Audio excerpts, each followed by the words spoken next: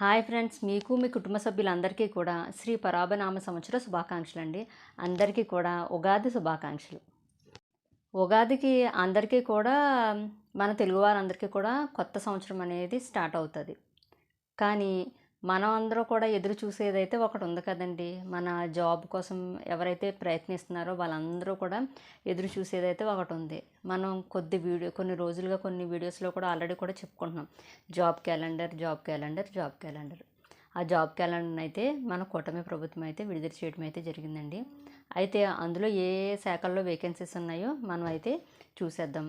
ఇంతకుముందు వీడియోలో కూడా మనం ఎన్ని పోస్టులు ఉండొచ్చు ప్రతి శాఖలో అని చెప్పేసి మనం కొన్ని వీడియో, కానీ ఇప్పుడు ఈ వీడియోలో అయితే కనుక గవర్నమెంటే మనకి జాబ్ క్యాలెండర్లో ఏ శాఖలో ఎన్నెన్ని మనకి వేకెన్సీస్ ఉన్నాయో, ఎప్పుడెప్పుడు ఏ నోటిఫికేషన్ పడుతుంది అన్నీ కూడా క్లియర్గా అయితే ఆ జాబ్ క్యాలెండర్లో అయితే ఇవ్వడం అయితే జరిగిందండి.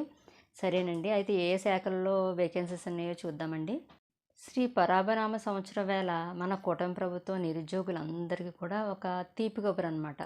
తీపి కబురు అంటే ఏంటి, మనకి ఎవరైతే జాబ్ కోసం చూస్తున్నారో వాళ్ళందరికీ కూడా మంచి గుడ్ న్యూస్ అనే చెప్పాలండి.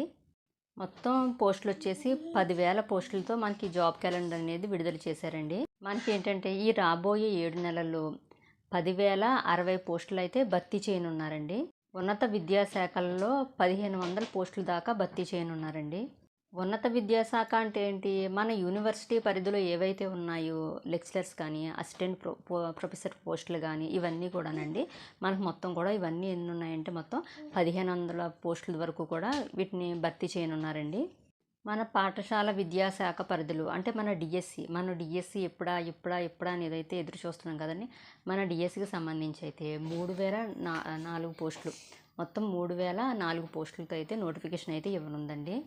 16,000 పోస్టులు ఉన్నప్పుడే మనం అలా కష్టపడి చదివినా కూడా మనం కొద్దిలో అయితే మిస్ అయ్యామండి.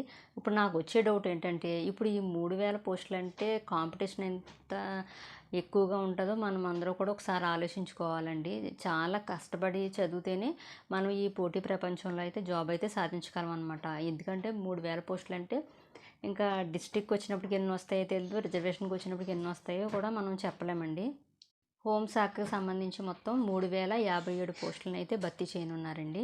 ఈ హోంశాఖలో ఏమేమి వస్తాయో చూద్దామండి. సాయుధ రిజర్వ్డ్ పోలీస్ కానిస్టేబుల్ సంబంధించి వచ్చేసి 429 పోస్టులను అయితే భర్తీ చేయనున్నారండి.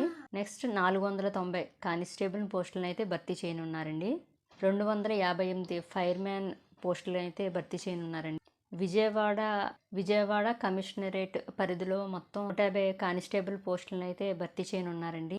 పంచాయతీరాజ్, గ్రామీణాభివృద్ధి శాఖలో ఎక్స్టెన్షన్ ఆఫీసర్ పోస్టులను అయితే 328, అసిస్టెంట్ ఎగ్జిక్యూటివ్ ఆఫీసర్ పోస్టులు అయితే 100 ఉన్నాయండి. మొత్తం ఇవన్నీ కూడా హోంశాఖకు సంబంధించిన పోస్టులు. నెక్స్ట్ ఎక్సైజ్ శాఖలో వచ్చేసి 400 కానిస్టేబుల్ పోస్టులు, 25 ఎస్ఐ పోస్టులు, 27 అసిస్టెంట్ కెమికల్ ఎగ్జామినర్ పోస్టులకు అయితే భర్తీ చేయనున్నారండి. ఇవన్నీ శాఖల్ని కలిపి, అంటే మనకి పోలీస్ శాఖ, పంచాయతీరాజ్ వీటన్నిటిని కలిపి అనమాట.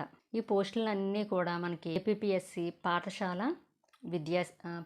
విద్యాశాఖ రిక్రూట్మెంట్ బోర్డు ఆధ్వర్యంలో ఈ పోస్టులను అయితే భర్తీ చేయనున్నారండి. ఏ పోస్టులని ఏ నెలలో మనకి నోటిఫికేషన్ అయితే రానుందో అయితే చెప్తానండి. ఉన్నత విద్యాశాఖ, అలాగే మన డిఎస్సి, అలాగే మన హోంశాఖకు సంబంధించిన పోస్టులన్నీ కూడా ఆగస్టులో అయితే ఫిల్ చేస్తారండి. అలాగే మనకి సెప్టెంబర్లో అయితే గ్రూప్ 2కి సంబంధించిన పోస్టులను అయితే భర్తీ చేస్తారు. ఓకే ఫ్రెండ్స్, మీరు ఏ పోస్టులకి అయితే ప్రిపేర్ అవ్వాలనుకుంటున్నారో మనకి ఆ నోటిఫికేషన్ డేట్ వచ్చేదాకా అయితే వెయిట్ చేయండి. ఈలోపు మీ క్వాలిఫికేషన్ తగ్గది మీరు ఏ పోస్ట్కి అయితే మీరు ప్రిపేర్ అవ్వాలనుకుంటున్నారో మీ ప్రిపరేషన్ అయితే కంటిన్యూ చేసుకోండి. ఓకేనా ఫ్రెండ్స్, నేను ఇచ్చిన ఇన్ఫర్మేషన్ అది మీకు నచ్చినట్లయితే కనుక ఈ వీడియోకి అయితే ఒక లైక్ చేయండి, కామెంట్ చేయండి. అలాగే మన ఛానల్ కొత్తగా చూస్తే కనుక సబ్స్క్రైబ్ చేసుకోండి. ప్లీజ్ ఫ్రెండ్స్, సపోర్ట్ అయితే చేయండి. ఓకేనా ఫ్రెండ్స్, బాయ్ ఫ్రెండ్స్.